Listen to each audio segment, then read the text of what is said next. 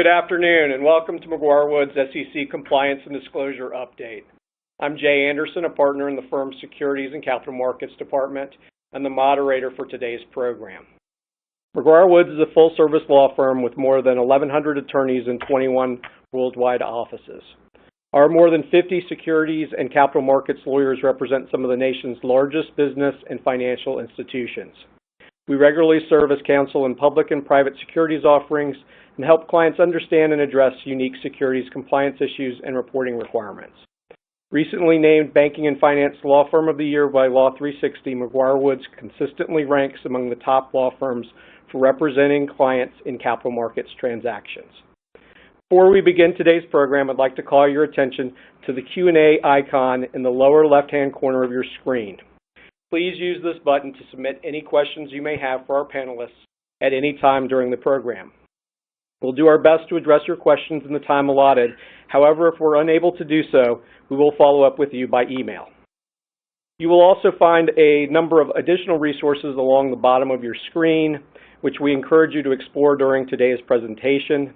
Notably, the meeting materials folder includes a copy of today's presentation slides. Now let me introduce our first speakers, Andrew Southerling and Louis Greenstein. Based in our DC office, Andrew's co-chair of the SEC Enforcement Litigation Team for the Government Investigations and White Collar Litigation Department. He has more than 2 decades of experience in securities regulation and enforcement and has successfully represented corporations, financial institutions, and individuals in a wide range of high-stakes and novel civil and criminal investigations and enforcement actions. Louis, also based in our DC office, is also co-chair of the SEC Enforcement and Litigation Team for the Government Investigations and White Collar Litigation Department. For more than 15 years, Louis has represented financial service firms, corporations, their boards, officers, directors, and employees in investigations by the SEC, FINRA, and the DOJ, along with state regulatory agencies. Andrew and Louis?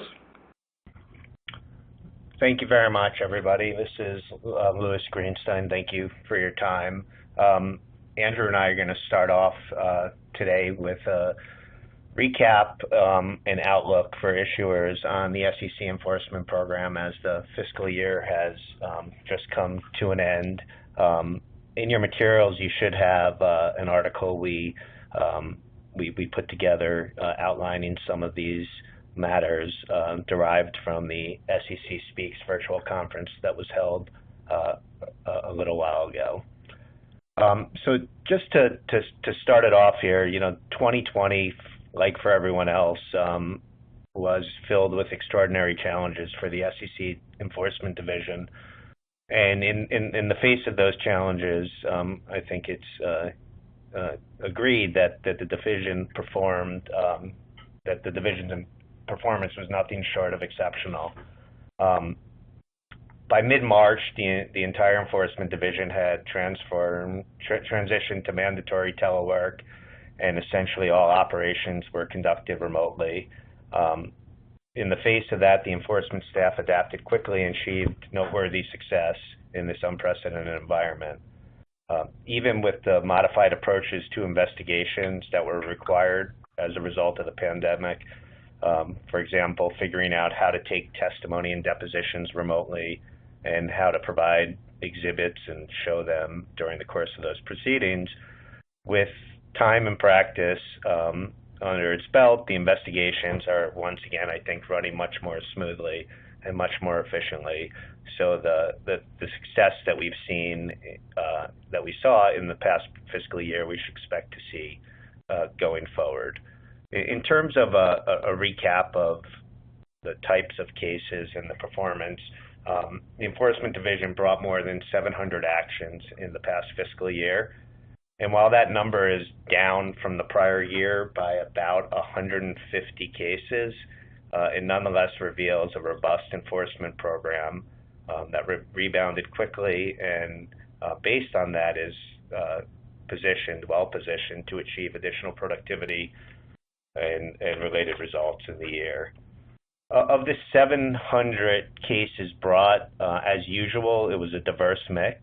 There were more than 400 standalone actions, and that was a slightly lower percentage of the total actions in comparison to the prior year.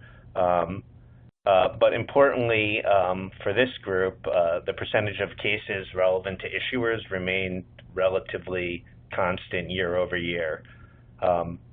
In this regard, issuer reporting cases represented approximately 15% of the cases versus approximately 17% in the prior year, and FCPA cases represented approximately 2% versus 3% in the prior year.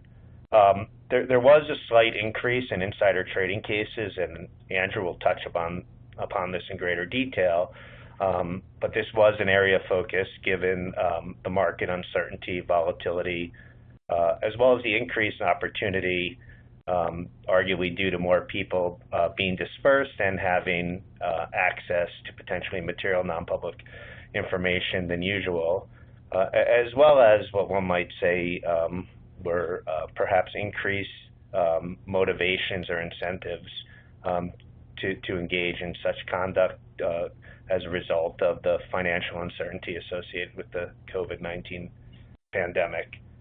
I think importantly, in demonstrating the efficacy of the enforcement program's efforts, although the number of the cases were down, the SEC obtained more than $4.6 billion in financial relief. That represented an increase over 2019's $4.3 billion figure, which in turn was a 10% increase over the amount recovered in 2018. So yet another indication that the enforcement program was strong. And through these efforts, as you can see in the bottom of this slide, that something like more than $600 million was returned to harmed investors. So how, turning to the next slide, how did enforcement achieve such remarkable success during the pandemic? There are a lot of factors that go into that, but one big factor was leveraging cooperation, which had the effect of reducing the time to complete investigations to just shy of 3 years. Examples of this involved a failure to disclose perks and benefits action that took just 15 months from start to finish, and a similar case that took only 8 months, which is lightning speed in the enforcement arena. Also, to further incentivize cooperation in order to accelerate investigations, the Enforcement Division continued its focus on rewarding meaningful cooperation, and the cooperation program and the rewards associated with it take a variety of forms. For example, bringing what are perceived to be less severe charges, or reducing penalty amounts, or even refraining from imposing penalties, as well as to facilitate further cooperation. There was an emphasis placed on providing greater transparency in terms of how the Commission considers and weighs such credit. I'll now turn it over to my partner, Andrew, who will pick up with the remainder of this slide.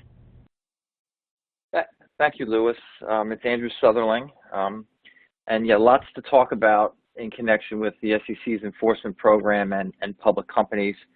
I think what I'm going to do over the next few slides is to blend together a few areas that work sort of together in the SEC's enforcement program, and talk a little bit about the impact of those areas on corporate issuers.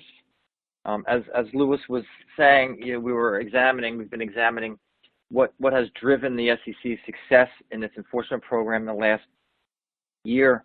Another area is the SEC's whistleblower program. And the SEC's whistleblower program is really a critical part of its enforcement program, and really responsible for many of the SEC's enforcement actions.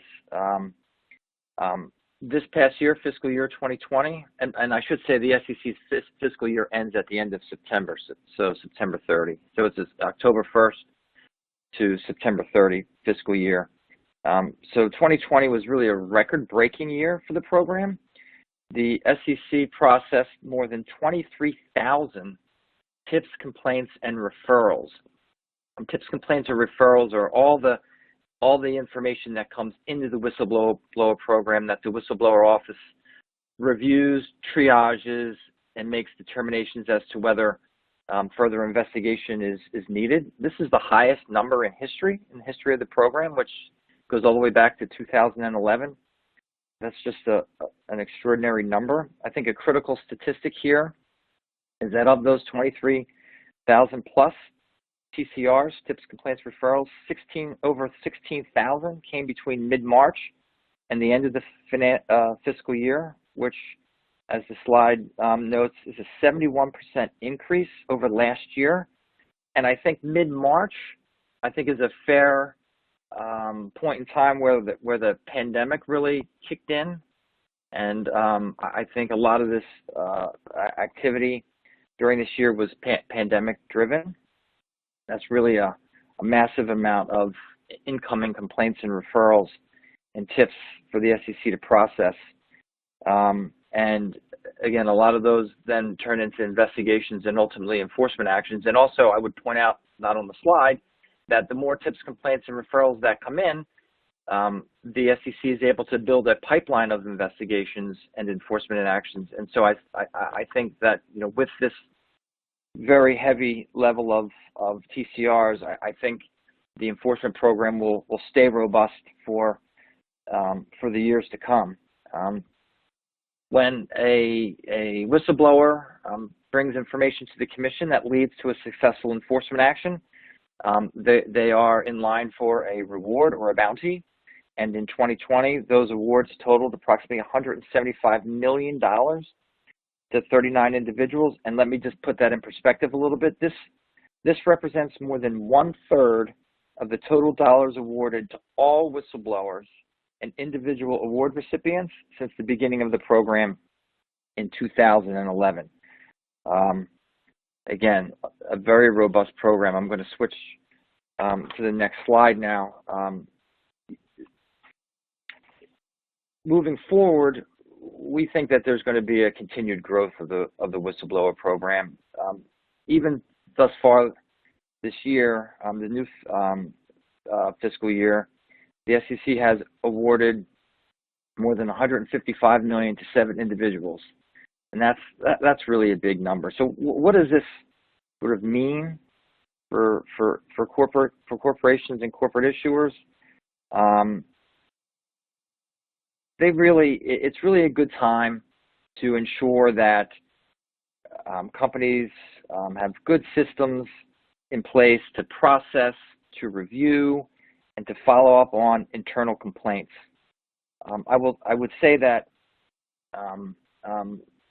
about 85% of the awards, whistleblower awards, monetary awards, came from an initial internal report to the company.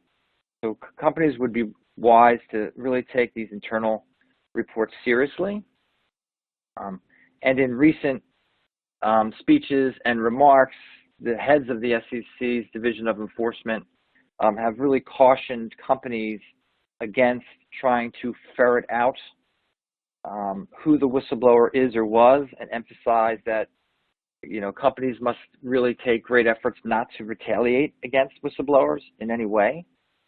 And that's an area that the enforcement staff is focused on. So again, with this massive increase in whistleblower external reporting to the SEC, it's really a good time to take stock in internal whistleblower programs to make sure that you all have good systems in place to process, review, and follow up on internal complaints. Also, I think given the uptick in TCRs and the current climate, as Louis was talking a little bit about, with a lot of the remote work and different allocations of resources, both the SEC and companies are facing. In the face of the current climate and the pandemic, we really think that there will be a premium on cooperation. Much of investigations, when companies are faced with investigations, initial assessments usually happen as to whether and to what extent the company can cooperate with the investigation. And the SEC has gone, I think, this past year to great lengths to describe and explain what creditworthy cooperation looks like. And the SEC has described creditworthy cooperation as cooperation that substantially enhances both the quality and efficiency of the staff's investigation.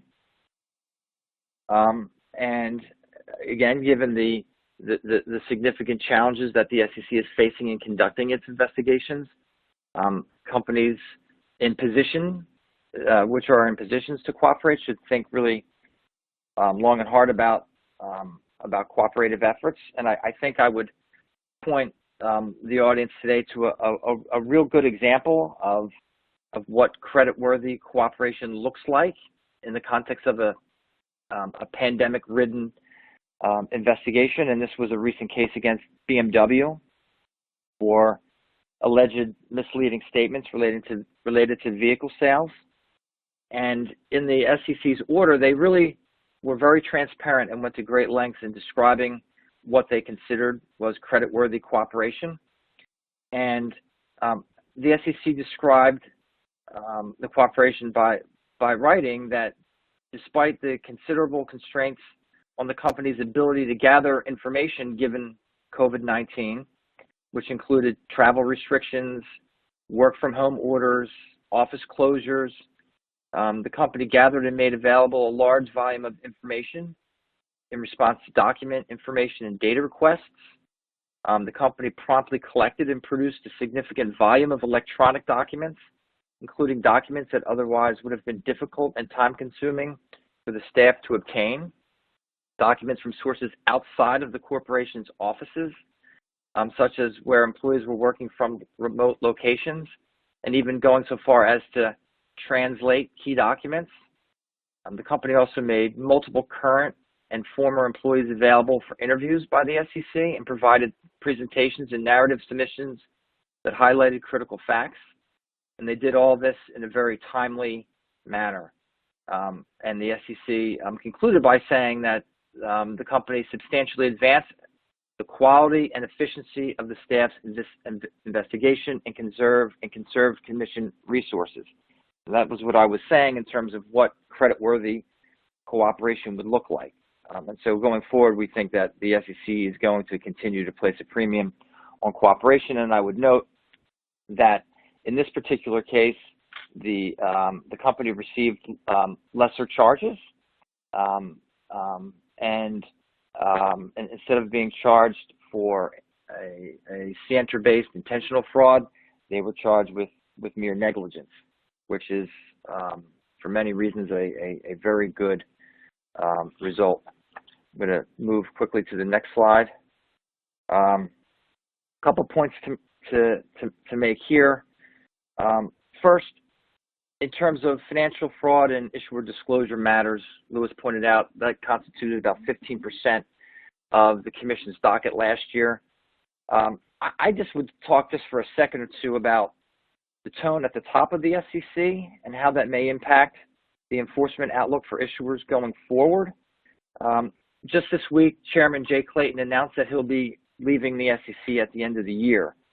And that's important, I think, because if you look back under Chair Clayton's tenure, his focus and the focus of the Enforcement Division was really on retail investors and had less focus on pursuing large-scale enforcement actions against public companies.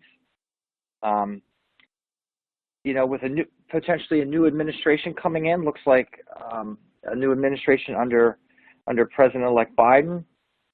If Biden were to put in place his own appointee, he could appoint someone with a more prosecutorial background, similar to what Barack Obama did with Mary Jo White when she was chair of the SEC.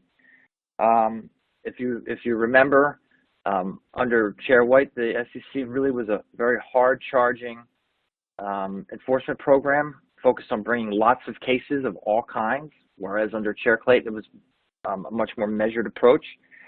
And so if Biden were to take on a Mary Jo White kind of approach, to the Commission, we could see a more hard-charging tone at the top, which I think could result in a systemic refocus on policing and regulation than what we have seen under Chair Clayton.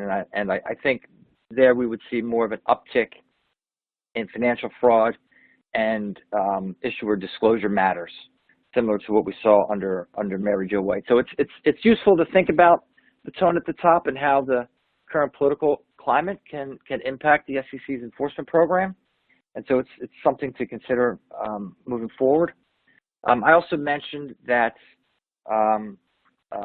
one of the things that is pretty, a key focus right now to the SEC is its focus on corporate internal controls and ensuring that corporate issuers have in place a solid system of internal controls protecting material non-public information. And Lewis also touched on that briefly at the outset. And I wanted to point the audience today to a statement made by then co-chairs of the SEC's Division of Enforcement, Stephanie Ivakian and Steve Pekin, on the importance of maintaining market integrity. And what they reminded corporate issuers, was the importance of controlling not only for the potential receipt, but also the misuse of material non-public information, particularly in light of COVID. And they cautioned the industry about trading in corporate securities on the basis of material non-public information, or even the improper dissemination of what we refer to as MNPI, material non-public information. They urged in their statement, and the statement was back in March 2020, I should point out, they urged companies to be very mindful of, among other things, established disclosure controls and procedures, insider trading prohibitions, and codes of ethics to make sure that companies are protecting against improper use and dissemination of MNPI, and that safeguarding confidential corporate information is particularly critical given the current work environment, where many employees are forced to work remotely. Emergencies are hashed out from unsecure locations, and there could be a more relaxed control around confidential information. And I think a good example is a recent case, a good example of maintaining good internal controls around protecting material non-public information is a recent case against Endeavor related to a merger transaction. And the Endeavor case came out earlier in October, mid-October. But there, the SEC focused on what they found to be the company's failure to devise and maintain a system of internal accounting controls to provide reasonable assurances that stock buyback transactions were executed in accordance with management's authorization. The management's authorization in that case required the company to comply with a policy that prohibited the company from repurchasing. This is a repurchase case, repurchasing stock while it was in possession of MNPI. And what the commission found there was that the company did not have an internal accounting control sufficient to provide sufficient assurance that it was complying with this policy, such that the buyback transactions were executed in accordance with management's authorization. And more specifically, the commission found that Endeavor lacked an effective process for obtaining an accurate and complete understanding of the facts and circumstances necessary to determine whether the company itself was in fact in possession of material non-public information and therefore prohibited from engaging in buyback transactions. The SEC found that that the buyback was actually conducted while the company was in possession of MNPI impermissibly, and fined the company $20 million for having insufficient controls. And I think that sort of ties nicely in with the Division of Enforcement's recent statement urging corporate issuers to revisit and make sure that good compliance procedures and policies are in place to protect against the misuse and improper use of material non-public information. Louis, I'm going to pass it back to you at this point.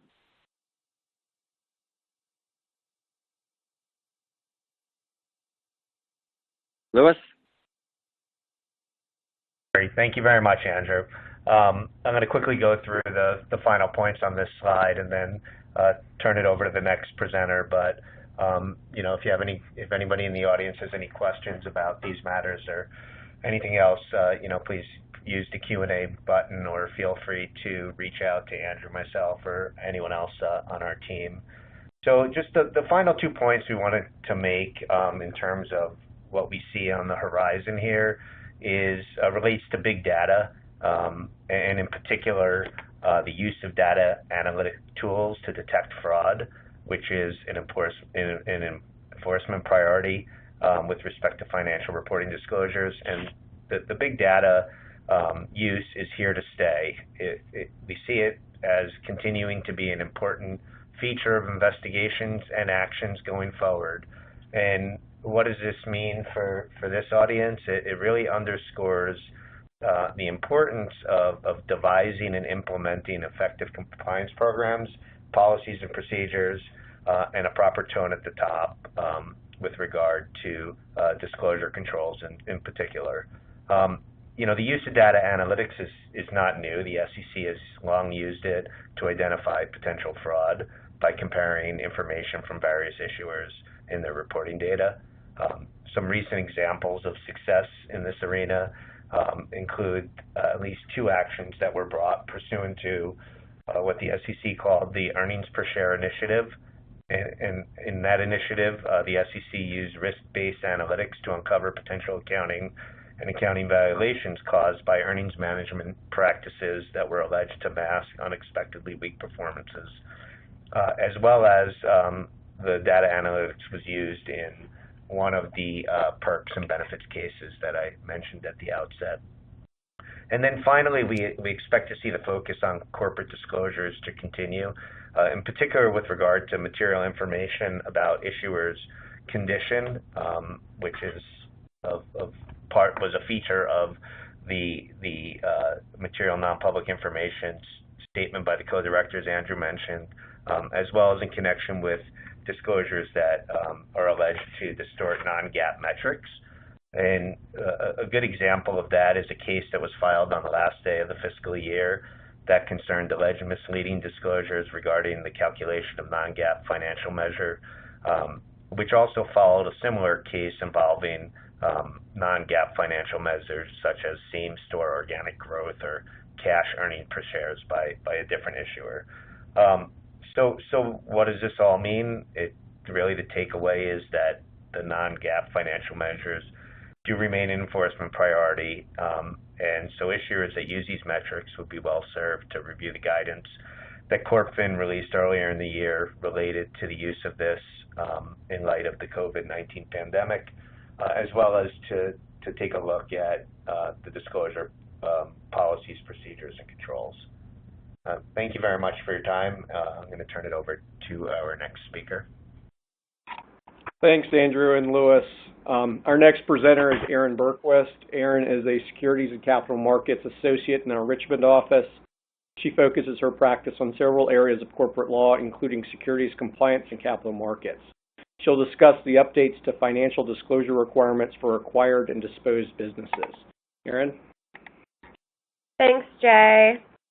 Today I'm going to provide an overview of the updates made to Regulation SX that the SEC adopted this past May.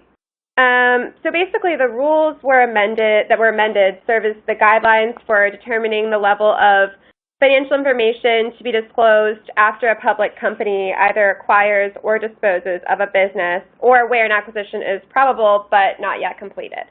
The disclosures vary based on whatever context it's being made in, so if it's an annual report or a proxy statement, registration statement, et cetera.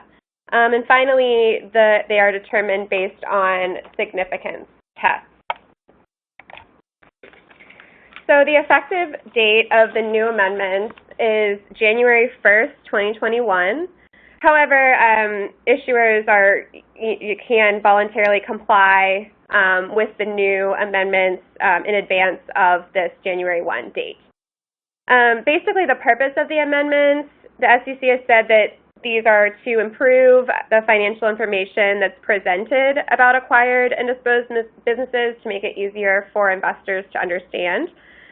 Also reduce the costs that it takes to prepare the disclosure and reduce the overall complexity of the rules, and also just facilitate more timely access to capital.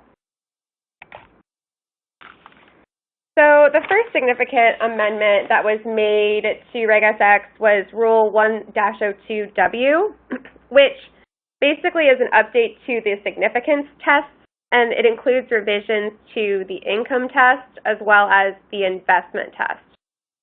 So first, looking at the investment test, the changes that were made is that the registrant now will compare its investment in advances to the acquired or disposed business to the aggregate worldwide market value of the registrant's voting and non-voting common equity rather than its total assets.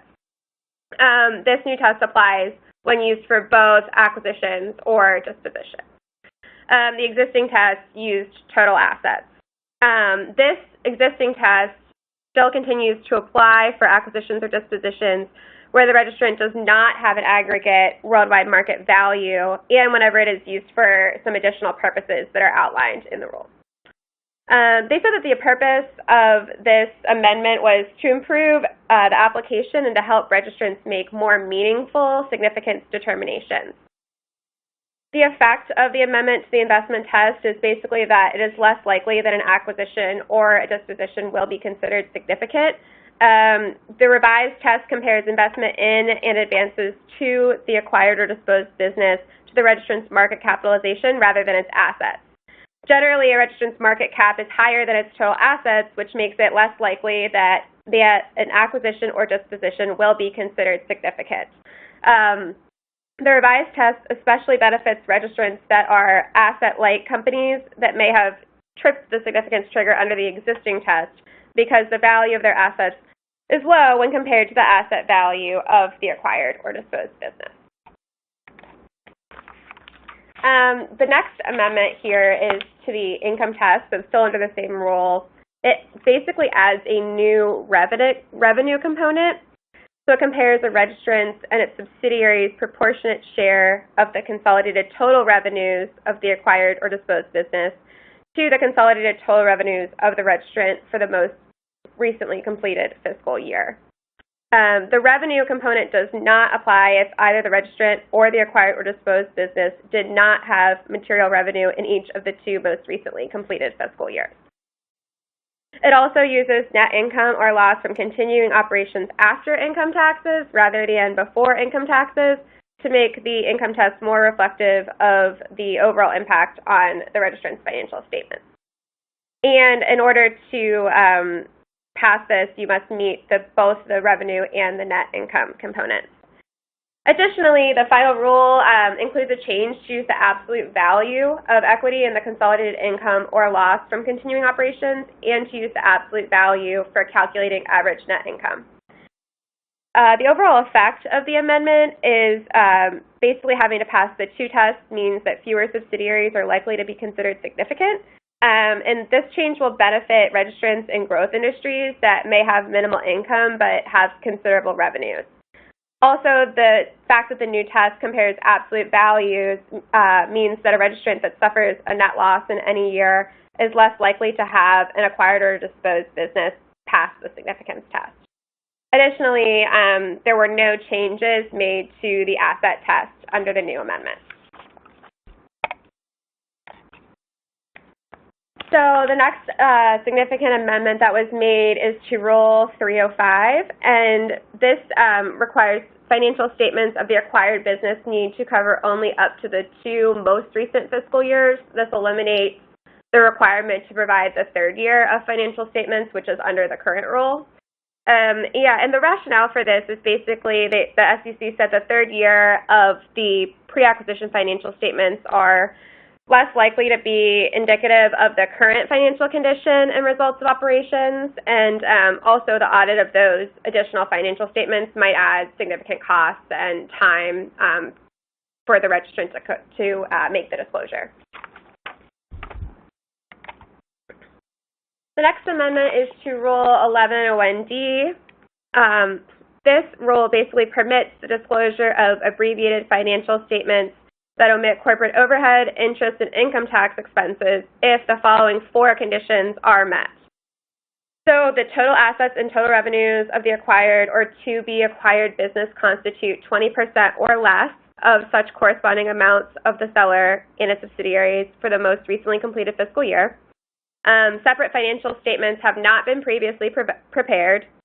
Acquired business was not a separate entity, subsidiary, operating segment, or division during the periods for which the financials will be required.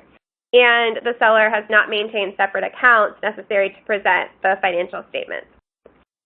The SEC noted here that companies often acquire a component of an entity that is a business under the rule, but does not actually constitute a separate entity, such as a product line or a line of business. Because of this, these businesses often do not have separate financials or separate accounts, and registrants may be unable to provide the required financial statements easily. If this satisfies these 4 conditions, then the rule provides additional guidance about how the audited financials should be presented. Another amendment that was made is that separate acquired business financial statements are no longer required once the business has been included in the registrant's post-acquisition audited financial statements for 9 months or a complete fiscal year. It allows emission of pre-acquisition financials for businesses that exceed 20% but do not exceed 40% significance once those have been included in the company's audited post-acquisition results for 9 months. If a business exceeds 40%, the pre-acquisition financials may be omitted once they are included in the company's results for a fiscal year. Another amendment is they modified and enhanced the required disclosure for the aggregate effective acquisitions for individually insignificant acquisitions. So the final rule requires pre-acquisition historical financials only for those businesses whose individual significance exceeds 20%, and pro forma financial information depicting the aggregate effects of all individually insignificant businesses in all material respects. Basically, the effect of the amendment is that registrants now must monitor the obligation to provide pro forma financial information on the aggregate effect of acquired businesses. So basically, registrants are obligated to provide pro forma financial information depicting the aggregate effect in all material respects of acquired businesses that might individually be insignificant. Registrants that have acquired or disposed of multiple companies since their fiscal year end must make sure to monitor this requirement and conduct the applicable tests and make additional disclosures whenever required. Another amendment that was made is to Article 11. So this is an amendment to the pro forma financial information requirements in general. So it establishes 3 categories of adjustment criteria. The first category is transaction accounting adjustments. So this reflects only the application of required accounting to the transaction. The second category is autonomous entity adjustments. So this reflects the operations or financial position of the registrant as an autonomous entity if the registrant was previously part of another entity. And the third category, which is optional, is management's adjustments, and it depicts synergies and dyssynergies for the acquisitions or dispositions of such adjustment, if such adjustments would enhance an understanding of the pro forma effects of the transaction. Basically, the effect of the amendments is that companies definitely need to make sure they coordinate with auditors to draft complete and accurate disclosure under the revised rules. Questions are definitely going to arise about how to categorize adjustments and also how to depict the pro forma financials. Finally, the SEC made a few other amendments, which I'll just kind of list out briefly. Expanded the use of pro forma financial information in measuring significance.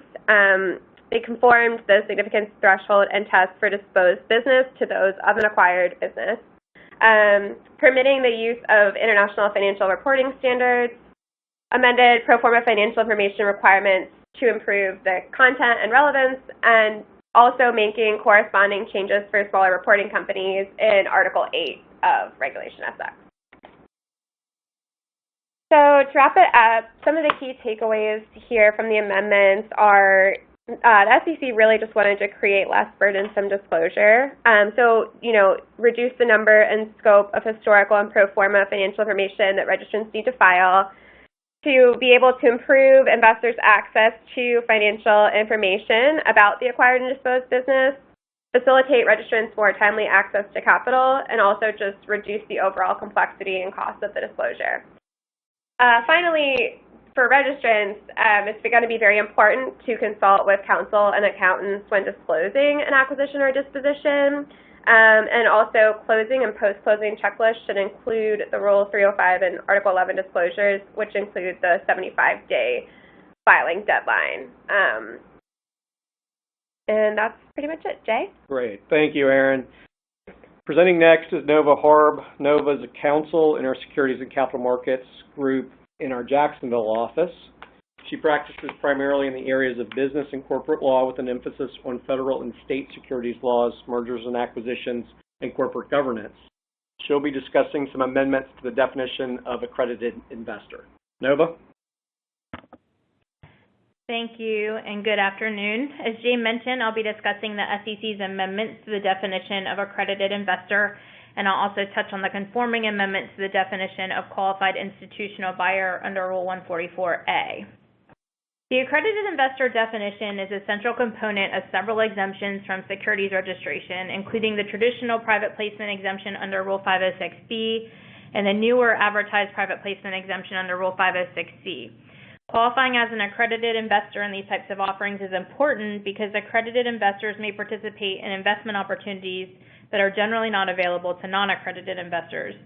The accredited investor standard is also used in determining investment amount limits and other exempt offerings like Tier 2 of Regulation A, and it plays an important role in other federal and state securities law concepts, including the thresholds for registration under the Exchange Act. This slide sets the stage for the amendments we're discussing today. The Dodd-Frank Act that was enacted in 2010 requires the SEC to review the accredited investor definition as it relates to natural persons at least once every 4 years to determine whether it should be modified. This requirement sparked the SEC's more recent review and solicitation of comments on the definition of accredited investor. Ultimately, the SEC proposed amendments to the definition in December 2019, which were largely adopted this past August and will go into effect in December. But before we get into the substance of the amendments, we're going to take a quick look at the current definition of accredited investor. It's important to note that the amendments did not diminish any of the existing categories of the accredited investor definition. So persons qualifying as accredited investors under the current definition will continue to qualify as accredited investors after the amendments are effective. So currently, a natural person can meet the definition of accredited investor in 3 ways. You can meet the net worth test, the income test, or the relationship standard. Under the net worth test, individuals are accredited if their net worth or joint net worth with their spouse exceeds $1 million, and this calculation excludes the value of the primary residence. Under the income standard, individuals who have income exceeding $200,000 individually or $300,000 with their spouse in each of the last 2 years are accredited as long as they expect to reach the same income level in the current year. And then last, under the relationship standard, directors, executive officers, and general partners of the issuer or persons that hold those same positions with a general partner of the issuer are accredited investors. The accredited investor definition also includes several categories for entities. One of the more common categories includes certain entities like corporations, partnerships, and 501c3 organizations that have more than $5 million in assets and that were not formed for the specific purpose of acquiring the securities offered. Trusts with more than $5 million in assets are also accredited if they were not formed for the specific purpose of acquiring the securities offered and their purchase is directed by a sophisticated person. In addition, entities that are owned by all accredited investors also qualify as accredited investors themselves. And then various ERISA employee benefit plans and certain state employee benefit plans are accredited investors, and I summarized those categories on the bottom of this slide. Other entities that are accredited investors under the current definition are listed on this next slide, including banks, registered broker-dealers, insurance companies, registered investment companies, among others. So this next slide provides an overview of the amendments to the definition of accredited investor, which were issued on August 26th and will be effective on December 8th. The amendments add new categories of individuals and entities who qualify as accredited investors and make a few clarifying changes in the definition, which I've summarized on the next several slides. The amendments also made conforming changes to the definition of qualified institutional buyer under Rule 144A. And I just wanted to note that the amendments did not include any increases in the dollar thresholds for the net worth and income accredited investor tests, which have been a point of discussion with the SEC and commenters on the definition for quite some time now. But these amendments did not change those dollar thresholds. Okay, so the amendments added a new category of accredited investor for individuals based on their holding in good standing of certain professional certifications, designations, or other credentials from an accredited educational institution that demonstrate a background and understanding in securities and investing. The qualifying credentials will be designated by the SEC, and this designation will be done by order rather than actually written into the rule, so the SEC has flexibility to evaluate and update the criteria on an ongoing basis. The slide also summarizes in the middle section some of the attributes that the SEC will consider in determining whether to designate a particular credential from an accredited educational institution. And I will not go through all of those, but you can reference those for future use. On the same day that the SEC issued the final rule amendments, it also issued an initial order designating natural persons who hold in good standing the Series 7, Series 65, and Series 82 licenses as accredited investors. So keep in mind that persons holding these licenses are accredited under the new rules, even if they don't meet the net worth or income tests that were otherwise applicable to individuals under the current definition of accredited investor.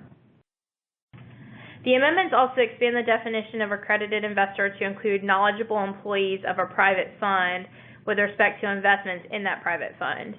The definition of knowledgeable employees provided under the Investment Company Act rules and includes executive officers, directors, trustees, and advisory board members of a 3C1 or 3C7 fund or an affiliated management person of that fund, as well as employees of the fund or the affiliated management person who in normal course have participated in the investment activities of that private fund, other private funds, or investment companies managed by the affiliated management person for at least 12 months. In addition, a knowledgeable employee's accredited investor status will be attributed to his or her spouse if they're making a joint investment in the private fund. The new categories of accredited investors under the amended rules also include investment advisors that are registered under the Federal Investment Advisors Act, exempt reporting advisors under the Investment Advisors Act, and investment advisors that are registered under state law. The final amendments also added to the definition of accredited investor family offices with at least $5 million in assets under management that were not formed for the specific purpose of acquiring the securities offered, and whose prospective investments directed by a person who meets the sophistication standards that are set forth in Regulation D. That's the knowledge and experience in financial and business matters. You've probably heard that language in various investment documents that investors use when they're subscribing for securities. So family clients of these family offices are also accredited investors under the new rules if their prospective investment is directed by the family office. And the terms family office and family client are defined in the Family Office Rule of the Investment Advisors Act. Additionally, the amendments added rural business investment companies to the definition of of accredited investor, and also added a new catch-all category of accredited investor to capture any type of entity that's not otherwise picked up by the current definition if that entity owns investments in excess of $5 million and is not formed for the specific purpose of investing in the securities offered. Please note that this is a $5 million investment test, not an asset test like the standard that's listed in the existing Rule 501(a)(3) portion of the definition.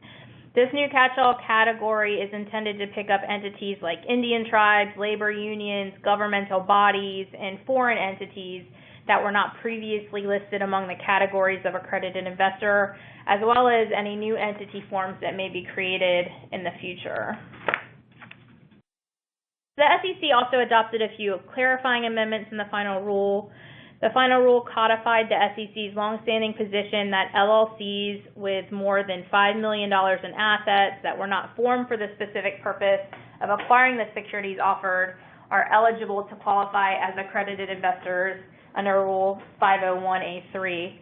Also, in the final rule release, the SEC staff confirmed their belief that managers of an LLC are executive officers and would qualify as accredited investors under the relationship test for natural persons in Rule 501(a)(4), because consistent with the definition of executive officer, they perform a policy-making function of the issuer that's equivalent to an executive officer of a corporation.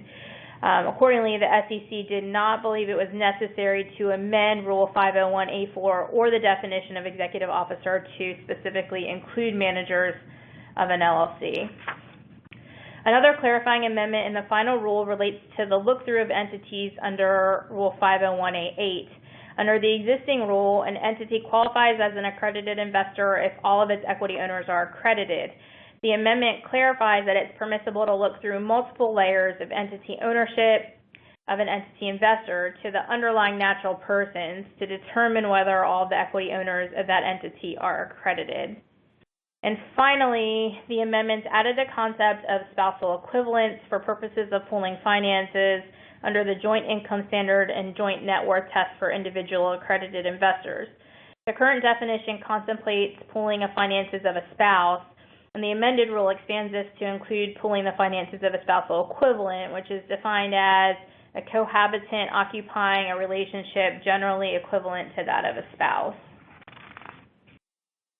As I mentioned earlier, the amendments also made conforming changes to the definition of qualified institutional buyer, also known as QIB, under Rule 144A. The SEC expanded the QIB definition by adding rural business investment companies and limited liability companies to the list of entities covered by Rule 144A. In addition, the amendments added a new catch-all category for entities that's consistent with the new catch-all category added to the definition of accredited investor, which would also pick up any other entities that may be added to the accredited investor definition in the future, provided that these entities meet the $100 million threshold for securities owned and invested to qualify as QIBs. In conclusion, I've listed here some practical implications of the new amendments. In the interest of time, I won't go through all of them, but the underlying theme is that the expansion of the pool of accredited investors and QIBs should improve issuers' ability to use the exempt markets in various ways, and could also ultimately avoid an issuer's triggering of Exchange Act registration requirements based on its number of non-accredited investor holders of record for a longer period of time. So that's all I've got for you today. Please feel free to reach out to me directly with any questions. My contact information is on this slide. Thank you. Thanks, Nova. Our last presenter today is John Hoke. John's a Securities and Capital Markets Associate in our Charlotte office. He focuses his practice on private equity, venture capital, mergers and acquisitions, energy, public company governance, and debt and equity raises, along with a variety of other corporate and transactional matters. He'll discuss the SEC disclosure guidance related to COVID-19. John? Thank you, Jay, and thanks everyone for joining us today. As Jay mentioned, I'm going to be discussing the SEC's guidance that they've issued over the past year about how reporting companies should address COVID-19 in their periodic and annual reports. The SEC has issued 2 releases since the COVID-19 pandemic took hold. The first came out in late March of 2020, right as many reporting companies were sort of in the throes of 10K season. And the second set of clarifying guidance that came out in June of this year supplemented and refined a lot of the guidance that was provided in the March initial release. So there are 3 areas of your periodic reports where the disclosure the SEC is looking for should appear. Obviously in your MD&A, in the notes to your financial statements, and in the risk factors section of your 10Ks and 10Qs. And I'm going to summarize now just sort of key considerations that the SEC has suggested reporting companies keep in mind when drafting COVID-19 related disclosure. And the SEC was very clear that this list of considerations is not meant to be an exhaustive or comprehensive list, but it's suggestions for the kind of disclosure the SEC would like to see. So the first, really, as you would expect, relates to how COVID-19 has impacted your financial condition and results of operations. Specifically, the SEC wants you to talk about how COVID-19 has impacted your historical and future operating results and your near-term and long-term financial condition. You should consider discussing, how COVID-19 will impact your future operations differently than how it's impacting your operations addressed in the current reporting period. You should also discuss how COVID-19 affects the assets on your balance sheet and your ability to timely account for those assets. You should be thinking about whether there will be any significant changes in judgments in determining the fair value of assets that are reported on your balance sheet. You should generally be talking about how COVID-19 has impacted your capital and financial resources. So when you're crafting this disclosure, think about things like, has your cost of or access to capital changed? Have your sources of cash been materially impacted by COVID-19? Are there any uncertainties about compliance with covenants in your credit facilities? Have you taken advantage of any payment deferrals or forbearance periods or any kind of other concessions under your debt arrangements? Keep in mind, the SEC is looking for you to disclose known trends and uncertainties as it relates to your ability to service debt, access capital markets, and other liquidity measures. To the extent COVID-19 is adversely affecting your revenues, consider whether such impacts are material to your sources and uses of funds, and consider the materiality of assumptions you make about the magnitude and duration of COVID-19 on your projected revenue. You should also think about having disclosure in your periodic reports that discuss how COVID-19 has impacted your overall operations. Think about whether things like remote work arrangements have affected your ability to maintain operations, whether you have adequate financial reporting systems and proper internal control over financial reporting, and disclosure controls and procedures. If COVID has had an impact on that and your response to COVID has impacted that, consider what changes in your disclosure controls and procedures have occurred during the period that materially affect or are reasonably likely to materially affect your internal control over financial reporting. Think about discussing what challenges you anticipate in your ability to maintain these disclosure controls and procedures, and think about whether you should discuss any measures you've implemented or health and safety policies and procedures to deal with COVID-19. You should also, and this is probably more relevant when in sort of the early stages of COVID-19, but consider drafting disclosure that addresses how you've implemented your business continuity plan and what sort of challenges you foresee in the future in maintaining your business continuity plan in light of COVID-19.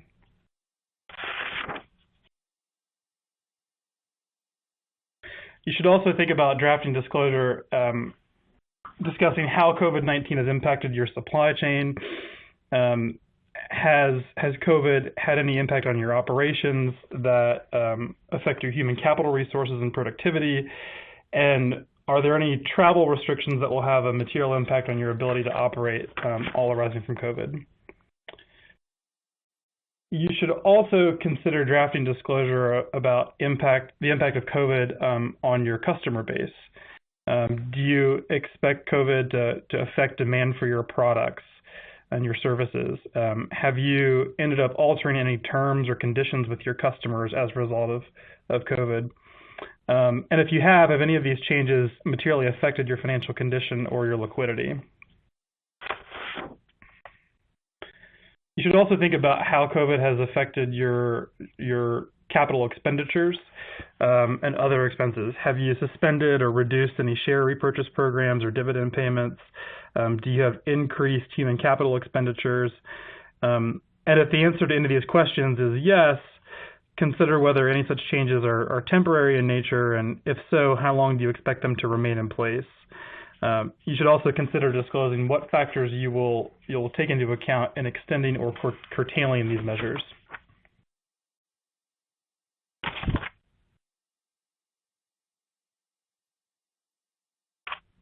The SEC has also encouraged reporting companies to discuss in their periodic reports if they have any supplier financing and if any supplier finance programs are affected by COVID-19. And if they have been affected, if there's been a material impact on your balance sheet or cash flows or liquidity as a result of these changes.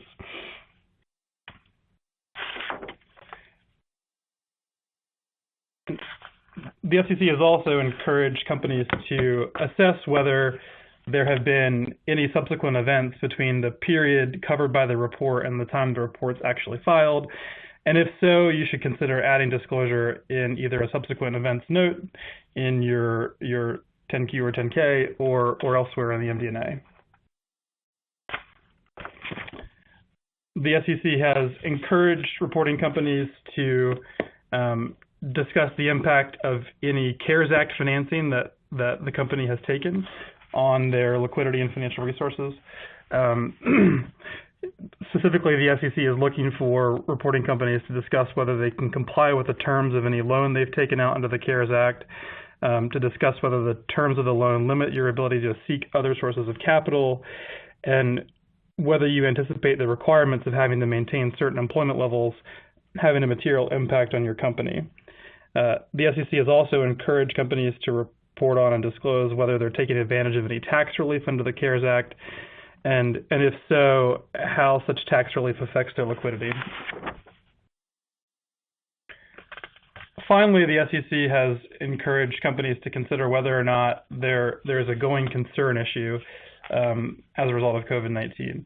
The test for this is there a substantial doubt about the company's ability to meet its obligations as they become due within 1 year after the issuance of its financial statements? In assessing whether you need disclosure on this topic, consider whether you've defaulted on any outstanding obligations. Have you faced any labor challenges or work stoppages? If you've had these sorts of issues, what are your plans to address these challenges? And have you implemented any portion of those plans? You essentially need any disclosure about this if there's a substantial doubt about the company's ability to function as a going concern. And finally, the SEC, in both of their releases, has sort of issued this broad guiding principle about the type of disclosure they're looking for. They have said, we continue to encourage companies to provide disclosures that allow investors to evaluate the current and expected impact of COVID-19 through the eyes of management and to proactively revise and update disclosures as facts and circumstances change. These disclosures should enable an investor to understand how management and the board of directors are analyzing the current and expected impact of COVID-19 on the company's operations and financial condition, including liquidity and capital resources. So the takeaway really is take a very holistic approach to assessing and analyzing how COVID-19's impacted your company. The SEC is looking for robust and updated disclosure, and I'm happy to answer any questions that you may have about that. Thanks, Jay. Perfect. Thank you, John, and to the entire panel for such great presentations. In closing, as a reminder, if we did not address your questions during the call, we will attempt to follow up shortly with you regarding them. Feel free to contact us directly with any additional questions or comments that you may have. And on behalf of all of our presenters and everyone at McGuireWoods, thank you for joining us today. Thanks.